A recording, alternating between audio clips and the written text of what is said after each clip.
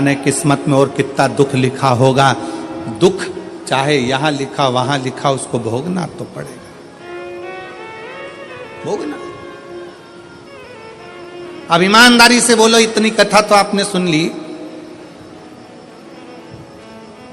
आपको भी अपने दुख के समय पर ढेर सारे महाराज मिलते हैं, ढेर सारे लोग मिलते हैं, और आप सबसे कहते हैं मेरा हाथ देखकर बता दो मेरा भाग्य क्या कह रहा है, मेरी पत्री का देखकर बता दो मेरा भाग्य क्या कह रहा है, मेरे घर का ग्रह क्या कह रहा है, मेरे जीवन में दुख है।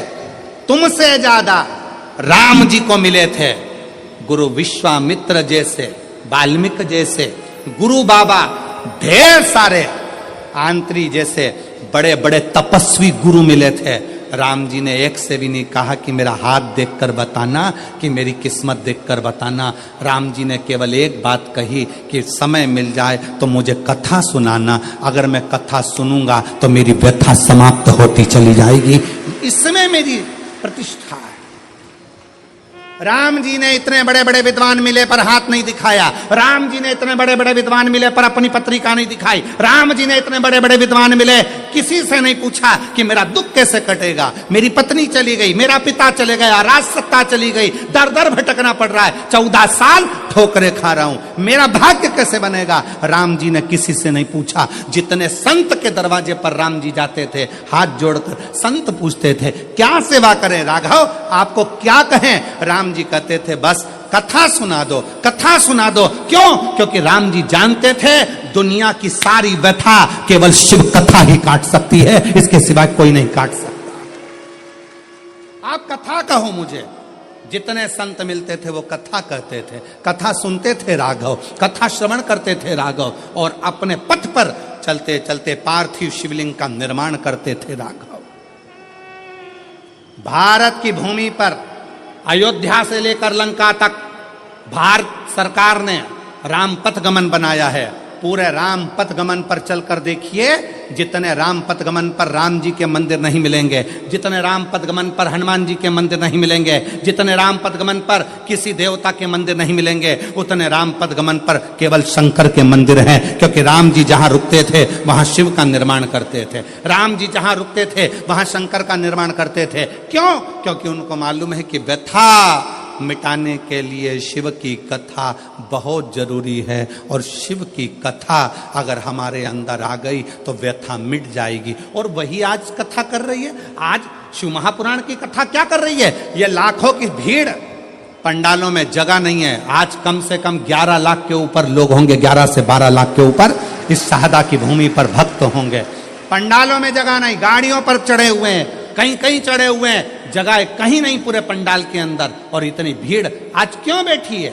उसको मालूम है कि अब हम सब दूर भटक कर देख लिए, इसलिए राम जी को भी कथा ने ही व्यथा मिटाई थी, और हमारी भी जिंदगी में शिव कथा व्यथा मिटा देगी, तकलीफ मिटा देगी, कष्ट मिटा देगी, दुख मिटा देगी।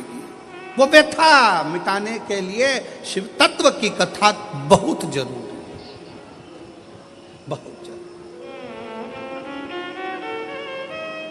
बहुत।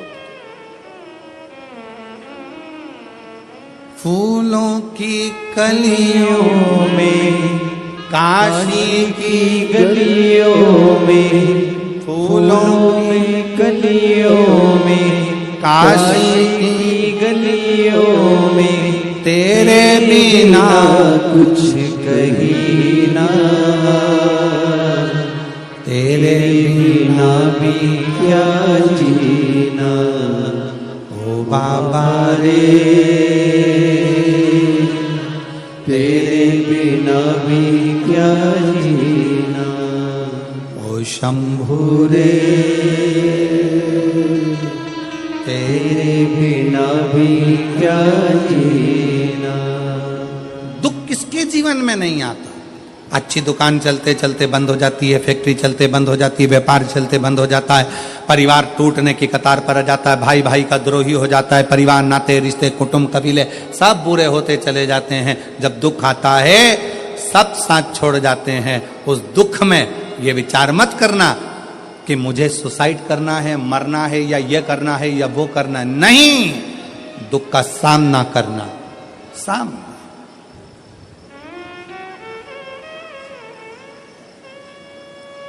पढ़ो। जितने मेरे बेटा बेटी बैठे हैं उनसे निवेदन है, मेरी बहनों से, मेरी जीजियों से, मेरी बेटियों से खूब पढ़ाई करो। तुम्हारे पापा ने, तुम्हारी मम्मी ने तुम्हारे से बहुत आस लगाई है।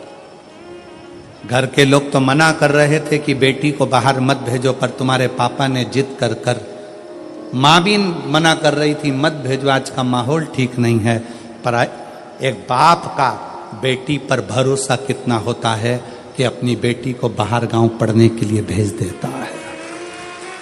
अपने बाप के, अपने पिता के, अपने पापा के भरोसे को टूटने मत देना मेरी बेटी।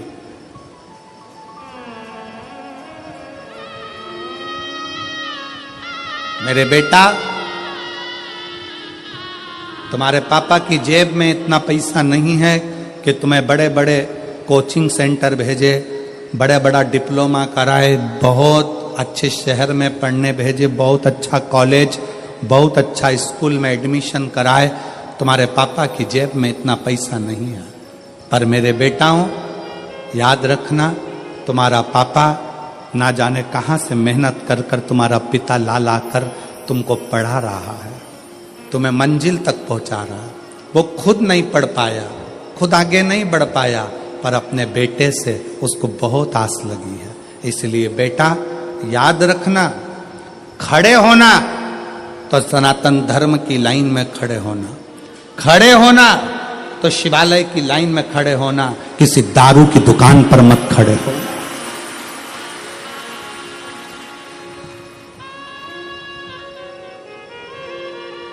जब नवयुवक बेटा बेटी किसी दारू की दुकान पर खड़े दिखते हैं